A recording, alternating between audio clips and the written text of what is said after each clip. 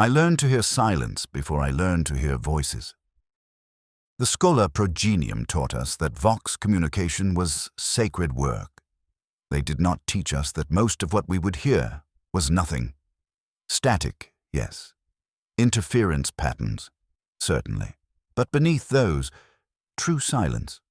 The empty frequencies where no one transmits because no one remains to transmit. I was 12 years old when the scholar selected me. I remember the testing chamber. I remember the temperature. 18 degrees Celsius, cold enough that my breath misted when the proctor told me to sit. They placed the headset over my ears and told me to identify patterns in the noise. For 6 hours, I listened. Most children heard chaos. I heard structure, the rhythms of electromagnetic interference, the signatures of different void engine types, the particular hiss of solar radiation passing through the deteriorating Geller field. The proctor removed the headset and marked something on his data slate. He did not look at me when he said I would serve the Imperium as its ears. My mother's name was Katrin. I held that memory for the first 8 years of my service. Her face degraded slower than her name. By year 16, I could recall the shape of her jawline, but not the color of her eyes. By year 24, even the jawline had become uncertain, an impression rather than an image. The file corrupted slowly. I did not fight it. Fighting would have been inefficient. The training facility on Orpheus 9 processed 140 Vox operators per year. We learned the technical catechisms. We learned to maintain the equipment according to the Mechanicus rites. We learned that our function was to receive, interpret, filter, and escalate. We were not to question. We were not to editorialize. We were to be the Imperium's tympanic membrane, vibrating in response to stimulus, converting pressure waves into electrochemical signals for others to process. They augmented us in the 3rd year. Cochlear enhancements for extended frequency range. Temporal lobe modifications for pattern recognition. Pharmacological conditioning to extend shift duration. The augmentation process took 11 weeks. I remember the taste, copper and promethium, and something underneath that might have been my own cerebral fluid. They told us the machine spirits would accept our offerings of flesh. The Mechanicus adepts performed the rites. The surgeries proceeded according to schedule. I logged the machine spirits as appeased. A Vox operator 2847 Theta. That was my designation when I received my first posting. I'd been called other things before. The name had been, I cannot retrieve it clearly now, something common, something that belonged to the child whose mother had been named Katrin. My first assignment was aboard the transport vessel Diligent Service, running supply routes through the Segmentum Obscurus. My station was a chamber 3 meters by 4 meters, containing my console, my chair, and nothing else. The walls were bare metal. The air recyclers hummed at a constant 62 hertz. My shift lasted 16 hours. Then I would sleep for 7 hours in a compartment I shared with 3 other operators. Then I would return to my station. For 8 months I monitored frequencies. I received supply manifests. I confirmed docking clearances, and I relayed astropathic confirmations through the VoxNet. I logged all transmissions according to protocol. The work was sacred. The work was endless. The work was indistinguishable from day to day. On the 243rd day of my posting, I heard something that should not have existed. It came through during the graveyard rotation, the shift when most of the crew slept and only essential personnel remained active. I was performing my standard sweep of registered Imperial frequencies, logging the routine traffic. Supply ship covenants promise, confirming translation to real space. Defense platform, Sigma 7, reporting all quiet. Patrol squadron marking their sector sweep complete. Then on frequency 447.825 MHz, a channel registered to the Ixis Tertius system, I heard a voice. This is Ixis Tertius Colonial Authority, requesting immediate evacuation assistance.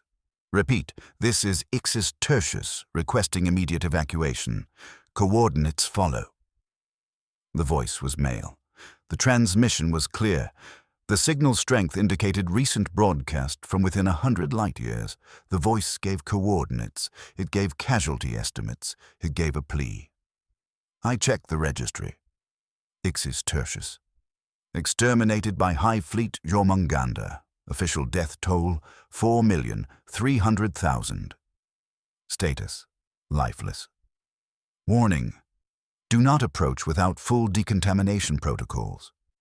Last confirmed Imperial presence, 186.M41. Current date, 987.M41. Time elapsed, 801 years. I played the transmission again. The voice was steady. Desperate, but controlled. The kind of voice that belonged to someone performing their duty in crisis. So the kind of voice I'd been trained to recognize and escalate. I followed protocol. I logged the transmission. I marked it priority moderate, unusual enough to report, not urgent enough to wake the Vox commander. I attached my analysis. Possible echo phenomenon, possible equipment malfunction, possible rogue transmission using abandoned frequency allocation. I filed the report and continued my sweep. The transmission repeated 6 hours later. Same voice, same message, same coordinates. Signal strength unchanged. I logged it again. By the end of my shift, I'd received the transmission 11 times. Always the same, always clear, always impossible. Vox Commander Helric reviewed my logs during the shift change. He was a heavy man, augmented extensively, with vocal cords replaced by a mechanical approximation that made everything he said sound like it was being transmitted through a failing speaker. He had served for 42 years. He had heard everything. He listened to the transmission once. Then he looked at me with eyes that were mostly lens and said, "Equipment malfunction. Log it as such and move on." I said, "The signal is too clear for... The world is dead, Theta. Has been dead for 8 centuries. Whatever you're hearing, it isn't from Ixis Tertius. The frequency is registered to... Frequencies get reused. Signals bounce through the warp in ways we don't understand. You're hearing an echo, or you're hearing someone using old codes, or your equipment needs recalibration." He marked something on his data slate. "I'll have a tech adept examine your console. Continue your duties." The tech adept came during my rest period. He performed the rites. He tested the equipment. He burned incense and chanted the litanies and ran diagnostic protocols that took 4 hours. When he finished, he reported that the console functioned within acceptable parameters. The machine spirit was healthy. No malfunction detected. The transmission continued. For 3 weeks it came through every 6 hours, perfectly regular. Same voice, same message, same coordinates. I logged each occurrence. I noted the consistency. I observed that the signal strength never varied, which suggested either an automated beacon with perfect power regulation or an active transmitter maintaining consistent output. Commander Helric stopped reviewing my logs personally, and he assigned the matter to a junior officer who marked each report as noted, no action required. I began to study Ixis Tertius. The Schola had taught us that curiosity was acceptable when it served function. Research was permitted when it enhanced operational efficiency. I told myself I was simply trying to understand the phenomenon I was observing. I told myself this was part of my duty. The archives held extensive records. Ixis Tertius had been an agricultural world. Population 4.3 million, producing grain supplements for 3 neighboring systems. When the Tyranid Hive Fleet arrived, the Imperial Navy had already withdrawn to defend more strategic locations. The world had been left to die. Orbital reconnaissance 17 years after the invasion showed complete biomass consumption. Nothing remained. The planet had been strip-mined of all organic material down to the bacterial level. But the reconnaissance had been 17 years after, not immediately after, 17 years during which no one had looked. I began to calculate. If survivors had gone underground, if they had maintained equipment, if they had conserved power and resources with absolute discipline, could they have lasted? Could some remnant have endured in sealed bunkers, stretching supplies, waiting for rescue that never came?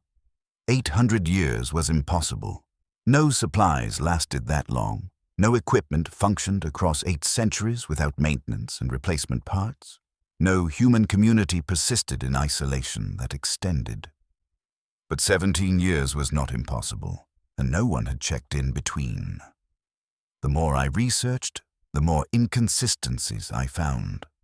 The official death toll was listed as 4,300,000, but Ixis Tertius had held 4,300,000 registered citizens. No accounting for void ships in dock, no accounting for off-world workers who might have returned. No accounting for undocumented populations. The evacuation records showed 37 transport ships allocated. Capacity, 200,000. Actual evacuated, 183,000. The remaining ships had been diverted to priority worlds before reaching Ixis Tertius. 4,300,000 minus 183,000 meant 4,117,000 left behind. The official death toll assumed they all died. No one had verified. I should not have cared. My function was to receive and log transmissions, or not to investigate them. But the voice continued, every 6 hours, never varying, and I began to hear things in it. The careful pronunciation of someone speaking through stress, the slight rasp that suggested dehydration, the tone of someone who had practiced this message many times to keep it clear. This was not an automated beacon. This was a person. During my rest periods, I began listening to the recordings. I isolated the voice, filtered the background noise, analyzed the acoustic signature. Male. Approximately 40 to 50 years old. Signs of atmospheric contamination in the audio, a particular static pattern consistent with degraded air filtration systems. The kind of degradation that happened in sealed environments running on minimal power. I calculated the distance to Ixis Tertius from our current position, and 47 light years. Our supply route brought us within 12 light years at closest approach.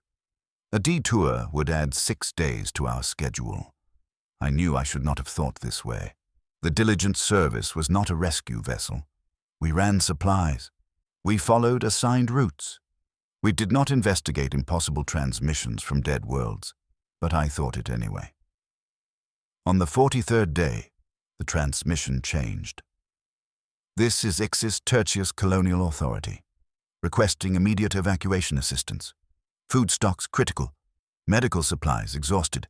312 souls remaining. We are running out of time. Please, if anyone can hear this, please, coordinates follow. 312. Not millions, not thousands, and 312 people who had somehow survived long enough to reduce their population to something countable. I escalated the transmission immediately. Priority high. Marked for command review. Commander Helric called me to his office 6 hours later. His office was larger than my station, but just as bare. He sat behind a desk that was mostly cable conduits and input terminals. He did not invite me to sit. Explain, he said through his mechanical throat, why you marked a transmission from a dead world as priority high. The message content changed. It now includes specific survivor count and the world is dead theta. Commander, the possibility exists that... No. He leaned forward. His lens eyes whirred as they focused. No possibility exists. The world was sterilized by Tyranids 800 years ago. Do you understand what that means? Not conquered, not damaged, sterilized. Nothing lives on worlds the great devourer has finished feeding on. Nothing. The transmission is not from Ixis Tertius, It is from somewhere else, using that frequency, or it is some kind of warp phenomenon, or it is enemy action designed to lure ships off course. He made a notation on his data slate. You are allowing yourself to become fixated on irrelevant data. This is a symptom of insufficient workload. I'm increasing your frequency sweep range by 30%. Commander, if there is any chance, there is no chance, and even if there were. He paused. The mechanical rasp of his breathing filled the silence. Even if survivors existed, 300 people on a dead world in the middle of nowhere do not justify diverting Imperial resources. But we have a schedule. We have a purpose. We do not chase ghosts. He dismissed me. I returned to my station. I logged the transmission. I performed my expanded frequency sweep. I did my duty. The transmission came through every 6 hours. 312 souls. Please, if anyone can hear this, please. I heard it. I could not answer. The Imperium had taught me that individual suffering was irrelevant against the scale of humanity's survival. Trillions lived, billions died every day. Resources had to be allocated according to strategic value. 300 people on a dead world had no strategic value. The calculus was simple. The decision was logical. But I could hear the voice. I began to recognize patterns in it. The slight tremor on the word, please. The way the speaker paused before giving the survivor count, as if recounting recent deaths. The deterioration in audio quality that suggested failing equipment. On the 79th day, I heard children in the background. Brief, just a few seconds, but unmistakable.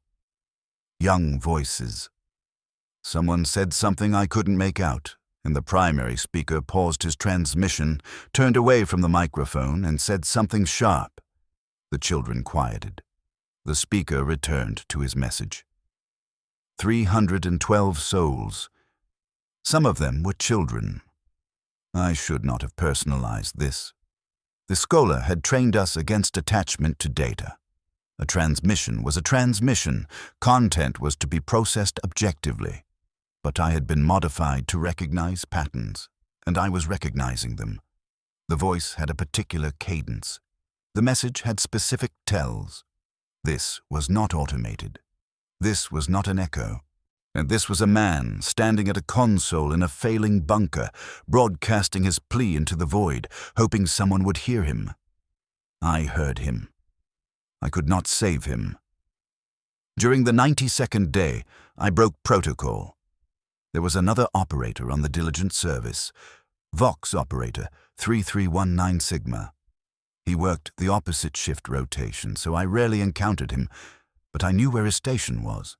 During my rest period, I went there. He was older than me, 40 years of service. His augmentations were more extensive. Most of his skull had been replaced with interface sockets, and his hands had been modified for faster input. He looked up when I entered, expression neutral. "I need to speak with you," I said. "Speak." "You monitor segmentum obscurus frequencies, sector 7 through 14. "Correct." "Have you encountered transmissions from dead worlds? Signals that shouldn't exist?" He was silent for 7 seconds. Then he said, "Frequency 447.825 megahertz. Ixis tertius." My respiration rate increased. "You've heard it. For 6 years. 6 years. You've been receiving the same transmission for 6 years." "No." He turned back to his console. "It changes. The survivor count decreases. When I first heard it, they claimed 1,800 souls, then 1,500, then 900, now 312. The number goes down, the desperation goes up, the transmission continues. Commander Helrick says it's equipment malfunction.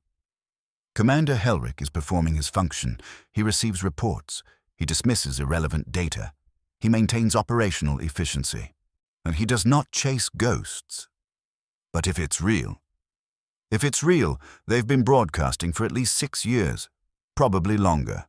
No one has answered. No one will answer. The world is marked dead. Ships do not divert to dead worlds for 300 people. I felt something then. The pharmacological conditioning was supposed to suppress it, but it came through anyway. Anger, frustration, the irrational conviction that this was wrong. We are 12 light years from their position at closest approach. 6 days detour, we could do nothing. This is a supply transport. We have no authority to alter course. We have no rescue equipment. We have no medical facilities beyond basic crew care. Even if we reached them, we could not evacuate 300 people. The complement is already at capacity. We could relay the transmission to someone who could help. I have relayed it 14 times over 6 years. Each time it was logged and dismissed. The administratum has designated the world as lifeless. Revising that designation would require evidence, investigation, bureaucratic review. That process takes decades. They do not have decades. He looked at me then. His eyes were still organic. They were very tired. "You're experiencing a standard reaction," he said. Vox operators who receive distress signals from unreachable sources often develop fixation. It is a known psychological phenomenon. The conditioning helps, but it does not eliminate the response. You feel you should be able to help. You have the information. You have the capability to transmit. Therefore, you reason. You should be able to coordinate rescue, but you cannot. We are receivers, not rescuers. We hear. We do not act. That's not. I have heard 7,319 distress calls over 40 years. 92% received no response. The others received responses that arrived too late. I hear people die every week. I log their deaths. I move to the next frequency. This is the function. If you cannot accept this, request reassignment to non-communications work. He turned back to his console. The conversation was over. I returned to my station. The transmission came through 6 hours later. 312 souls. Please, if anyone can hear this. I heard. I always heard.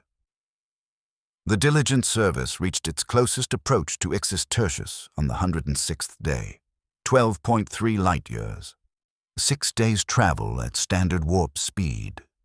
I calculated the supply consumption. I calculated the minimal crew complement required for a rescue operation. I calculated how many people we could take on if we converted cargo hold 3 to emergency habitation. I calculated a scenario where it was possible. Then I calculated the reality. This was not my ship. I was not command staff. I had no authority to propose course changes. Commander Helric had made the Imperium's position clear. 312 people did not justify resource allocation. I listened to the transmission and did nothing. On the 119th day, the survivor count dropped. This is Ixis Tertius Colonial Authority, requesting immediate evacuation assistance. 281 souls remaining. Food stocks critical. Medical supplies exhausted. We are dying. Please respond. Please. Coordinates follow. 31 people had died in 13 days. The rate was accelerating. I logged the transmission. I noted the population decrease. I continued my frequency sweep. The voice was different now. Harder to hear. The speaker was weaker. The transmission quality had degraded further. More static, more interference, longer pauses. Equipment failing, power failing, everything failing. On the 147th day, something broke in me. I cannot identify the specific trigger. Perhaps it was the lay. Perhaps it was the way the speaker's voice cracked when he said, "Please." Perhaps it was the simple accumulation of repetition, hearing the same plea day after day, knowing I could do nothing. During my rest period, I went to the astropathic choir chamber. Now the diligent service carried 3 astropaths, sanctioned psychers who transmitted messages through the warp when Vox communication was insufficient. Their chamber was shielded, temperature controlled to 4 degrees Celsius, filled with the scent of incense and counterseptic. The choir master was an old man, eyeless, his sockets filled with golden seals. He turned toward me when I entered, sensing my presence through means I did not understand. "Vox operator," he said. His voice was a whisper. "You do not belong here. I need to send a message." "Through what authority?" "Personal request." "We do not send personal messages. We transmit official Imperial communications according to priority queue." "This is an emergency. There are survivors on Ixis Tertius. They need—" "Ixis Tertius is dead. They're broadcasting. I have recordings. Knows weeks of recordings. They're real." The astropath was silent. Then he said, "Who would you have me send to?" I had not thought that far. I said, "Sector Command. Naval Authority, anyone who could authorize rescue." And when Sector Command asks by what authority a Vox operator on a supply transport is requesting naval deployment for a world officially designated lifeless, what answer shall I give? I had no answer. "Return to your station," the astropath said. "Perform your function. The Imperium is vast. We cannot save everyone. We must accept this, or we cannot function." I returned to my station. 281 souls, 281 people I could hear but could not help. 281 lives that would end because the Imperium had calculated them as not worth the resources. No, the calculation was correct. I understood the logic. The Imperium fought on 10,000 fronts. Every ship, every soldier, every ton of supplies had to be allocated where it would matter most. 300 people, 281 people, were a rounding error against the scale of warfare that consumed millions daily. But I could hear them. On the 163rd day, I committed an act that I knew was forbidden. During my shift, when no supervisory staff were present, I altered my console configuration. I modified the transmission protocols. I changed my receiver into a transmitter just for a moment, and I broadcast on frequency 447.825 MHz. "Ixis Tertius Colonial Authority, this is Imperial Vessel Diligent Service. I hear your transmission." "I hear you." That was all. I said nothing about rescue, and I made no promises. I simply wanted them to know that someone heard. I waited. 6 hours later, the transmission came through, but it had changed. "This is Ixis Tertius. We received your signal. Thank the Emperor. Thank the God Emperor. We have been broadcasting for 9 years. 9 years. You're the first to respond. Please, we need immediate evacuation. 281 souls. Children, elderly. We have maintained discipline. We have kept faith. Please tell us help is coming. Please give us coordinates for pickup. We can reach the surface. We still have transport capability. Just tell us when. Tell us where. Please." 9 years. They had been alone for 9 years, and now they thought I was their salvation. I felt something I did not have vocabulary for. The conditioning suppressed it, but not completely. It was too large. It filled my chest, made breathing difficult, made my hands shake on the console. I had given them hope. I could not deliver rescue. I sat in my station and understood finally what my complicity meant. Not just hearing them and doing nothing. I had done something. I'd made it worse. Because now they were waiting. Now they were preparing. Now they were expending precious resources getting ready for an evacuation that would never come. I should have deleted the log. I should have filed no report. But protocol was absolute. I logged my unauthorized transmission. I flagged it as disciplinary matter. I submitted the report. Commander Helrick summoned me 4 hours later. His office felt smaller this time. Or perhaps I had diminished. He read the report on his data slate for 3 minutes before speaking. "You transmitted without authorization." "Yes, Commander. You made contact with an unverified source claiming to be survivors on a dead world." "Yes, Commander." You gave them the impression that rescue was possible. I did not promise rescue. I only confirmed reception of their signal, which they interpreted as Imperial response, which they interpreted as hope. He set down the data slate. Do you understand what you've done? I violated protocol. I accept disciplinary action. I'm not talking about protocol. I'm talking about those people. They've been broadcasting into nothing for 9 years, spending power, spending resources, maintaining equipment, all for the possibility that someone might hear them. And now someone has heard them. You've validated their effort. You've given them reason to believe their suffering matters. And then, what? What happens next? I had no answer. Nothing happens next, Helric said, because we cannot help them, because no one will help them, because they are 300 people on a dead world, and the Imperium does not have the luxury of saving everyone who deserves saving. He processed something on his data slate. You are formally reprimanded for unauthorized transmission. You are suspended from active duty for 48 hours. You will report to the ship's chaplain for spiritual counseling regarding appropriate detachment from operational data.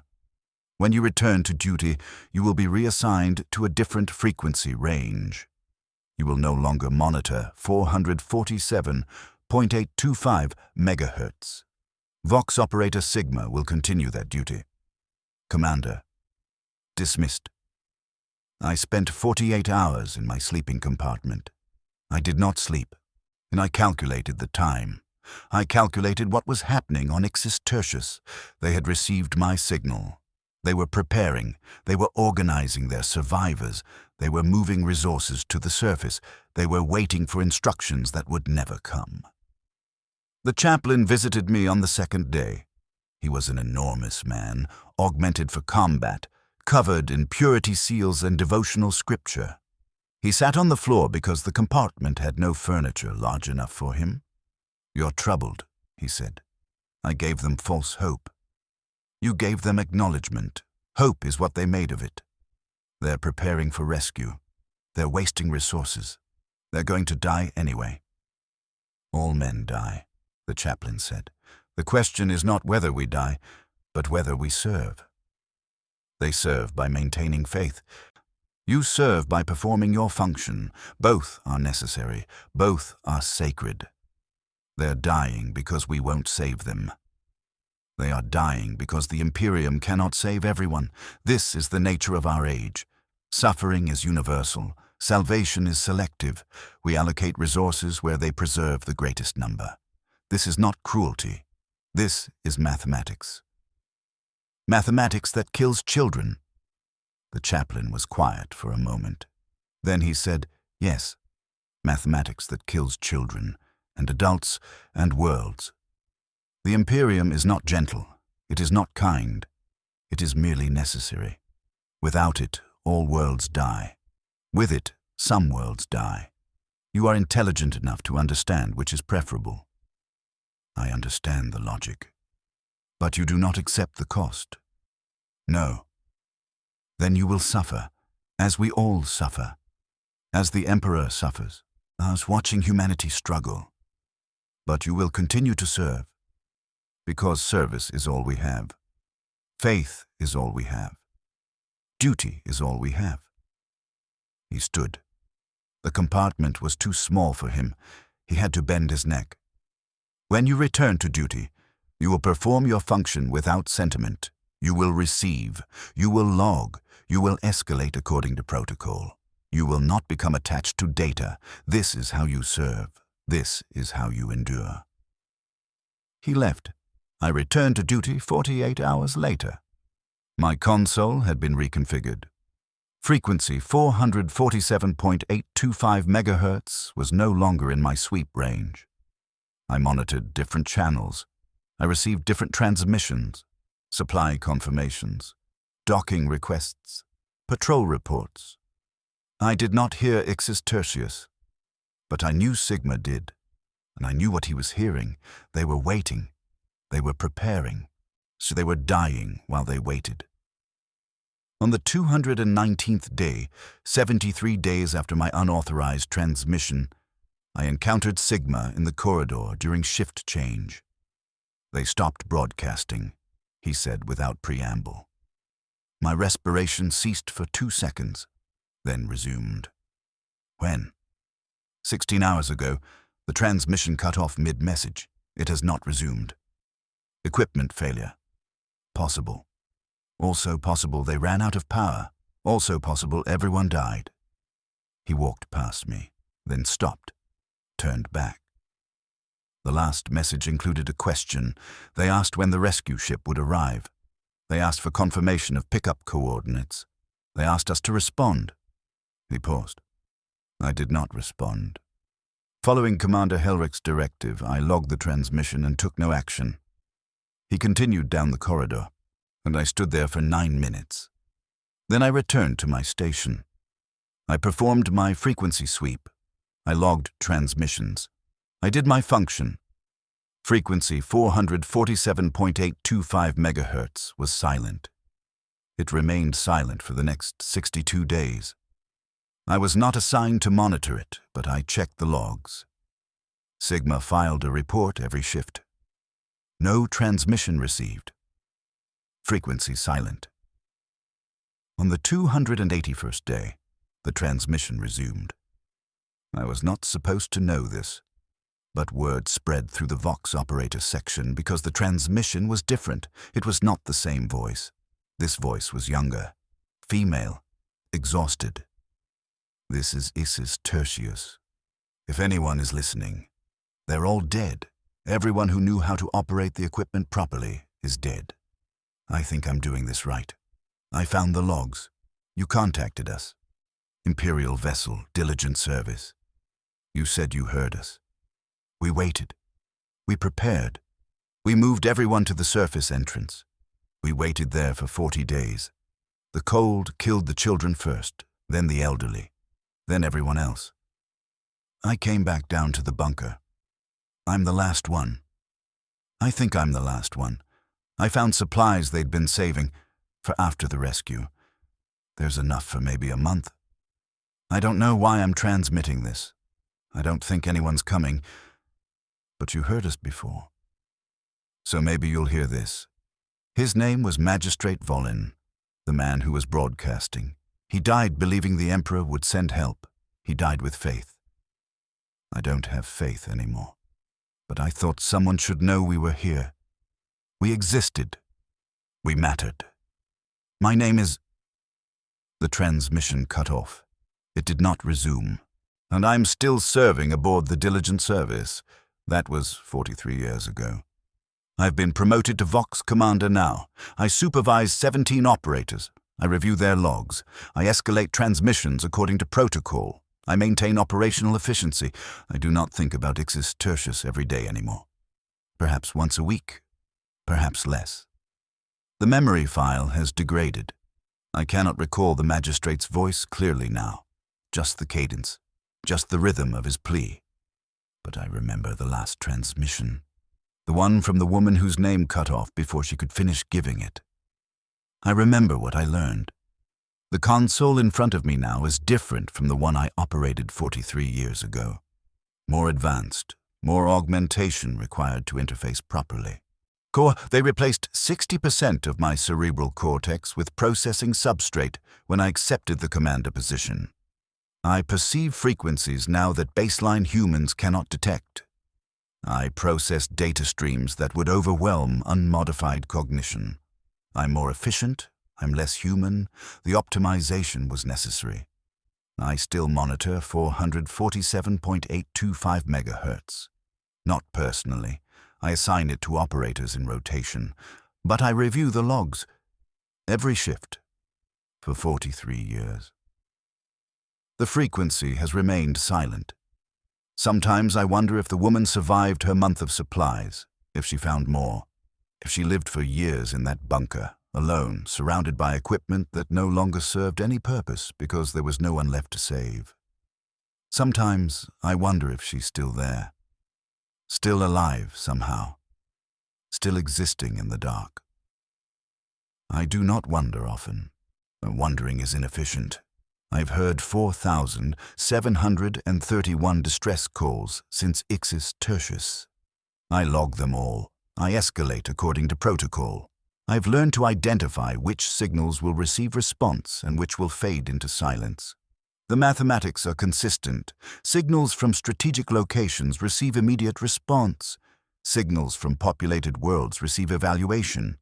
Signals from isolated outposts receive acknowledgement. Signals from dead worlds receive nothing. I do not make these determinations. I simply recognize the patterns.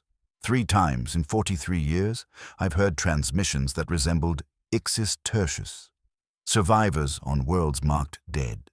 Voices broadcasting into nothing. Pleas for rescue that would never come.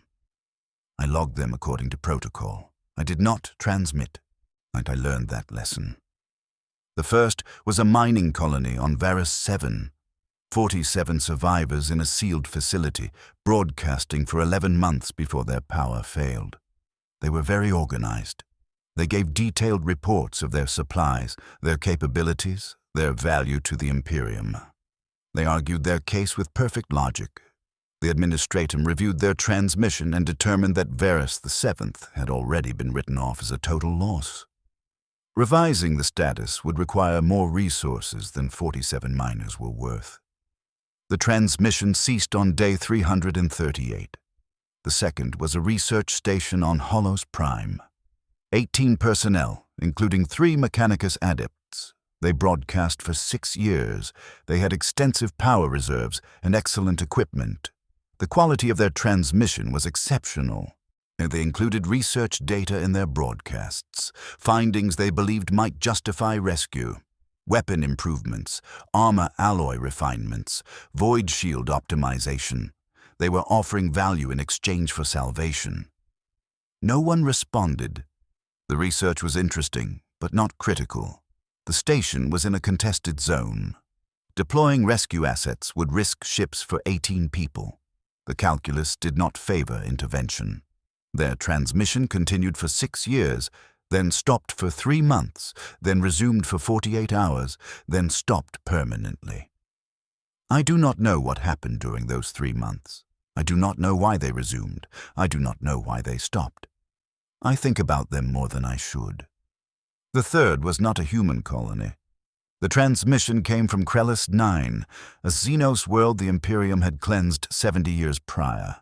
And the signal was in Gothic, translated from something else. The voice was wrong. The phonemes, stretched in places human vocal cords could not manage. This is Krellis 9 Refugee Collective. We surrender. We accept Imperial authority. We offer labor. We offer compliance. Please cease extermination. Please allow survival. 8,000 souls remain. We will serve. Please respond. I logged it. I did not escalate it beyond standard protocol. The Imperium does not negotiate with Xenos. The Imperium does not accept Xenos surrender for settlement purposes. The calculus there is simple. Xenos are threat or resource, never citizens. The transmission continued for 9 months. The population count decreased steadily. 8,000 became 6,000, became 3,000, became hundreds. On the final transmission, the voice said, "We should not have learned your language. We thought if we could speak to you, you would hear us as people. But you do not hear people. You hear data. We are the wrong data. This is the last transmission. Power fails now. We die now. But we existed. Remember that something remembers you. When you are dying, something will remember what you did." The transmission ceased.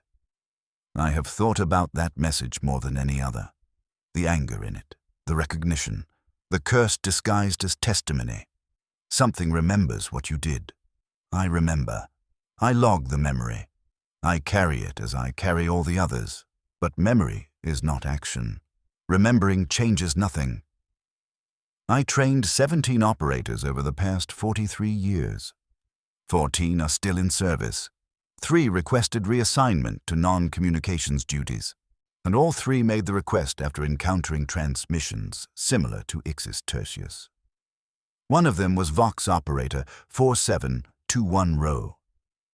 He served for 6 years before he came to my office and said he could not continue. He was 24 years old. His augmentations were minimal. He had resisted the advanced modifications, maintained more organic substrate than most operators. "I heard children," he said, "on Balthas III. The world was marked for evacuation, but the ships never came. There were children in the background of the transmission. They were singing, some kind of hymn, while their parents broadcast for help. The children were singing." "Children sing," I said. "It is not relevant to the transmission content." They sang for 3 weeks, every transmission, then they stopped. The parents kept broadcasting for another month. But the children never sang again, and I knew they had died, and I had heard them. I had heard them singing while they were dying, and I did nothing. You performed your function, you logged the transmission, you escalated according to protocol. Protocol killed those children. The absence of rescue killed those children. Protocol is information architecture. It does not make operational decisions. But we feed it. We feed the system that makes those decisions. Every transmission we log, every report we file, we're telling the Imperium what matters. And the Imperium looks at our reports and decides that children singing don't matter. Children singing are not strategic assets. The Imperium must prioritize. I know the logic. I understand the mathematics. But I can't. I can hear them. Every shift, even when I'm not monitoring that frequency. I hear them singing, and then I hear the silence, and I can't. He stopped. His hands were shaking. I transferred him to logistics coordination. Non-communications work. He would process supply manifests instead of voices. He would handle data that had already been abstracted from human suffering. It would be easier, but I understood what he meant. I hear them too. Not every shift, not every day, but they are there. Archived, accessible, voices in the dark that no one answered. Magistrate Volin, the woman who almost said her name, the children singing on Balthas III, the Xenos who learned Gothic because they thought language would make them people to us. I carry them all. Vox Operator 3319. Sigma died in the 27th year of my command. He was 74 years old. He had served for 58 years. His augmentations had degraded beyond repair. Too much interface tissue, too much neural scarring, too much accumulated damage from decades of high-frequency exposure. They removed him from duty when his pattern recognition began failing. Assigned him to archival work. He spent 3 years cataloging old transmissions in the data vaults. Then his organic components failed. Heart stoppage. Simple. Quick. I attended his body's consecration. The ship's chaplain performed the rites. The crew who had served with him stood in formation. The chaplain spoke about duty and service and the Emperor's mercy. I thought about Sigma sitting in his station, monitoring 447.825 megahertz for 6 years before I ever heard it. Listening to the population count decrease, 1,800 to 1,500 to 900, and logging each transmission, taking no action because no action was authorized. He had carried Ixis Tertius longer than I had. After the consecration, I accessed his personal files. Operators are permitted minimal personal data storage, a small archive for memories, notes, private logs. Most keep very little. The augmentations and conditioning make personal reflection less necessary. Sigma had kept one file, a single text document. No encryption. Just a list. Ixis Tertius. 1847 initial, 312 final, signal ceased 987.m41. Varus 7th, 47 initial, unknown final, signal ceased 989.m41. Canthus Minor, 203 initial, 91 final, signal ceased 992.m41. Hollows Prime, 18 initial, unknown final, signal ceased 995.m41. The list continued, 43 entries, 43 dead worlds, 43 signals that stopped. He had tracked them all and logged them privately, maintained his own archive of the unrescued. At the bottom, a single line. Someone should remember we heard them. I transferred his file to my own archive. I continue to maintain it. I add entries when necessary. The list has grown to 79 entries now. Someone should remember. In the 31st year of my command, we received a transmission that should not have been possible. It came through on frequency 447.825 megahertz. This is Ixis Tertius. Is anyone there? Please respond. The voice was male. Young. Clear signal. Recent transmission. I reviewed the logs immediately. Frequency 447.825 had been silent for 37 years. The registered world was still marked dead. The last confirmed transmission had been the woman whose name I never learned. Now the operator who received it, Vox Operator 5832 Mu, flagged it as anomalous and escalated to my attention. I listened to the recording 14 times. The voice was different from Magistrate Volin. Different from the woman, but the frequency was exact. The identification was specific. Ixis Tertius. I checked the registry again. Still dead. Still marked for no approach without decontamination protocols. I calculated possibilities. Someone had landed on Ixis Tertius, found the old bunker, found the equipment, activated the transmission system, but why? Why would anyone land on a dead world in the middle of nowhere? Unless they were stranded, unless they needed rescue, unless the cycle was repeating. I assigned 3 operators to continuous monitoring of 447.825 megahertz. I flagged all transmissions for immediate escalation to my review. And I did not contact the source. I did not acknowledge reception. I had learned. The transmission repeated every 12 hours for 6 days. Same message, same voice, asking if anyone was there, asking for response. On the 7th day, it changed. This is Ixis Tertius. Our ship crashed during warp translation. 4 survivors, minimal supplies. We found an old bunker, old equipment. Someone was here before, a long time ago. Their logs. Emperor's mercy, their logs. They waited here for years. They died here. We're going to die here too, aren't we? Please, someone respond. Please tell us you can hear this. Coordinates follow. 4 people. Crashed ship. Stranded on Ixis Tertius because their warp drive failed and deposited them in a dead system that no one would look for them in. The exact scenario that would make rescue impossible. And I reviewed the coordinates. I calculated distance from our current position. 73 light years. 2 weeks travel. I prepared a report for Fleet Command. I included all data. I included the transmission history of Ixis Tertius. Sigma's list, 43 years of silence. The new transmission. I included the coordinates. I included my assessment. 4 Imperial citizens stranded on a dead world, viable for rescue if assets were allocated. I submitted the report. Fleet Command responded 18 days later. Report received. Ixis Tertius remains designated lifeless. No Imperial assets available for speculative rescue operations in non-strategic systems. Transmissions logged for archival purposes. No further action authorized. 4 people. 2 weeks travel. No strategic value. The calculus was consistent. I assigned Vox Operator Mu to continue monitoring.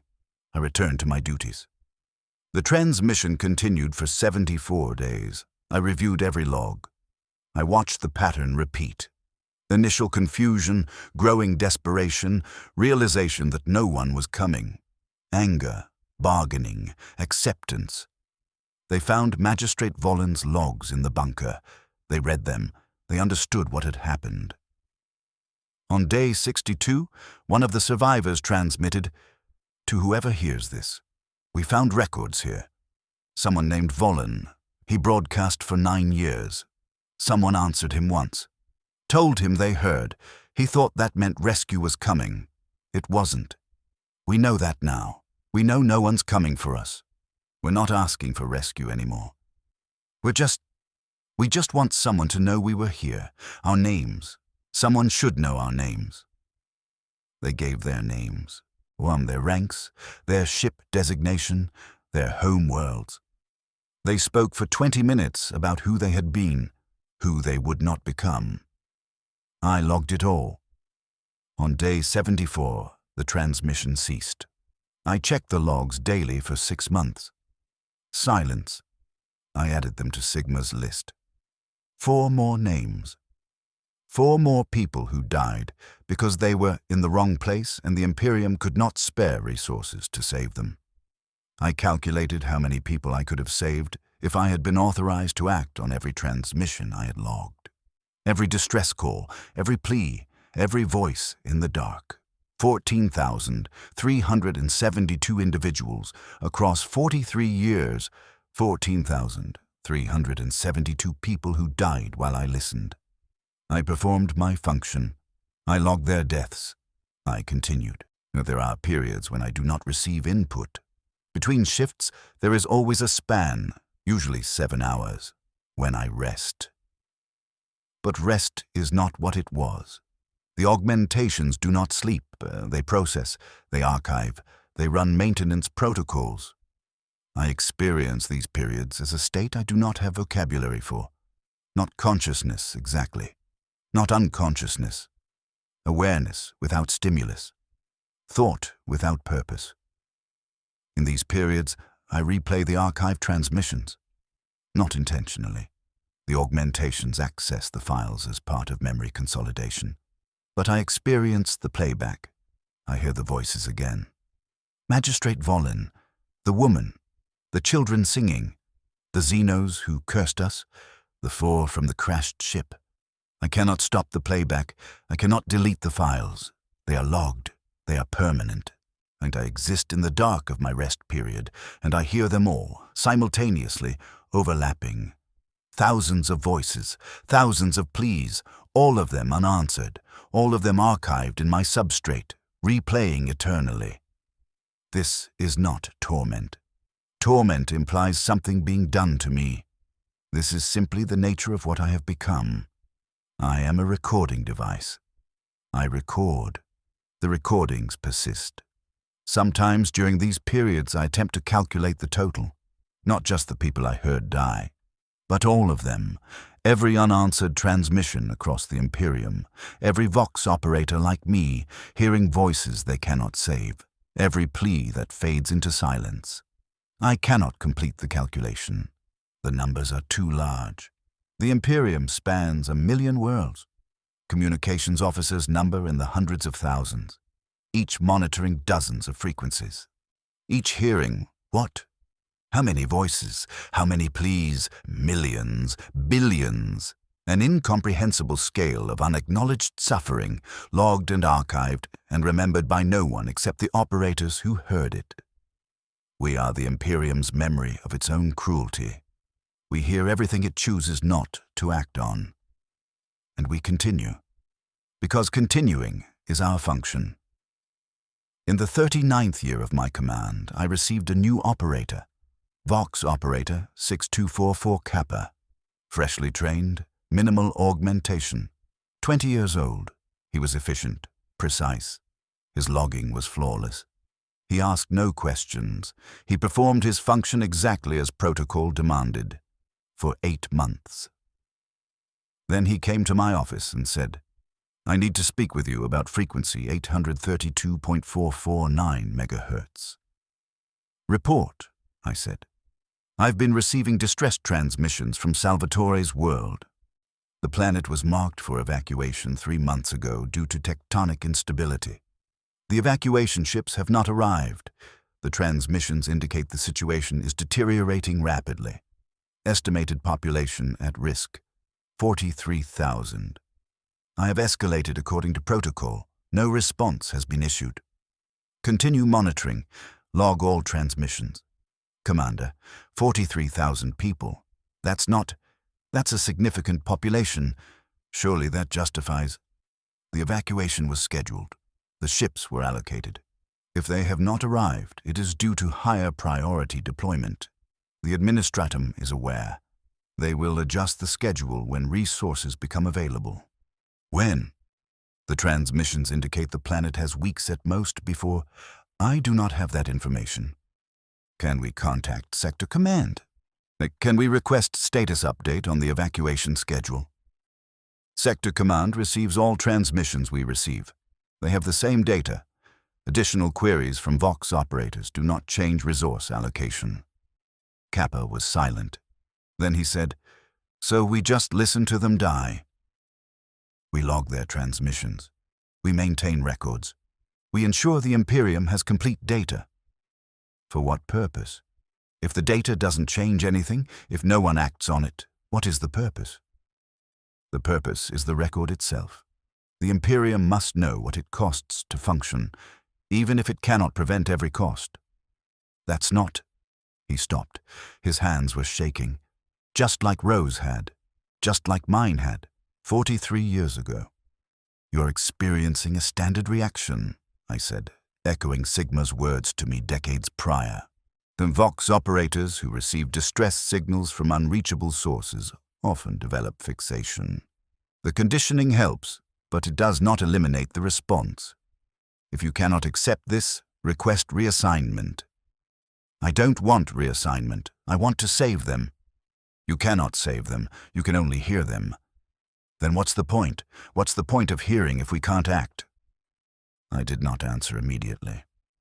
I thought about Magistrate Volin, about the woman, about Sigma's list, about the archive growing in my substrate, about the voices that replay in my rest periods. The point, I said slowly, is witness. The Imperium will not save everyone, cannot save everyone. But someone must know they existed. Someone must hear their last words. Someone must carry the memory that they mattered enough to call for help, even if help never came. That's not enough. No, I agreed. It is not enough.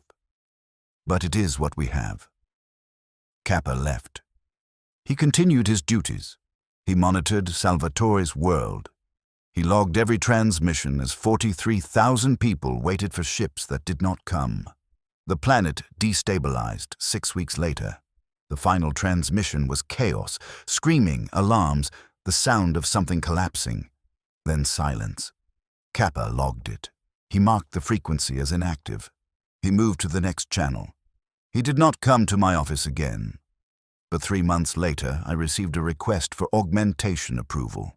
Kappa was volunteering for advanced neural substrate replacement, 70% organic component reduction.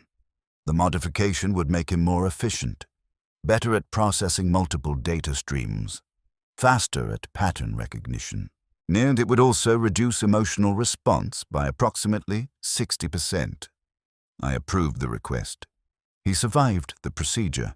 He returned to duty 4 weeks later. His efficiency improved by 47%. His logging became even more precise. He never spoke about Salvatore's world again. I watched him become what I had become, what Sigma had been, what all operators became eventually. The transformation was not sudden. It was gradual, incremental. Each unanswered transmission eroded something. Each logged death archived something. Each shift spent hearing suffering they could not prevent modified something. The augmentations helped. They provided structure. They gave us technical frameworks to process what would otherwise be unbearable. But the voices remained. Archived. Permanent. We carry them all. I'm 68 years old. I've served for 56 years, 43 as commander. My organic components are minimal now. 17% of my original body mass. The rest is augmentation, machinery, processing substrate. I do not remember my mother's face. I do not remember her name. The file corrupted decades ago, but I remember Magistrate Volin's voice. I remember the woman who almost gave her name. I remember the children singing. I remember all of them. The augmentations preserved what mattered, what I was trained to preserve. The data, the testimony, the record of what the Imperium could not or would not save. I will serve until my components fail. Then I will be replaced. Another operator will take my position. They will receive the same transmissions. They will log the same voices. They will carry the same archive. The cycle continues. This is what the Imperium is. Not the glory, not the heroism, not the great victories that historians record. This, the voices in the dark that no one answers, the pleas that fade into silence, the mathematics that determines who lives and who dies based on strategic value and resource allocation. I am the membrane that receives these transmissions. I am the archive that preserves them. I am the witness to what the Imperium costs. I do not judge this. Judgment would be inefficient. The Imperium protects trillions. To protect trillions, it must sacrifice millions. The calculus is inevitable. But I remember the sacrificed. Someone should remember.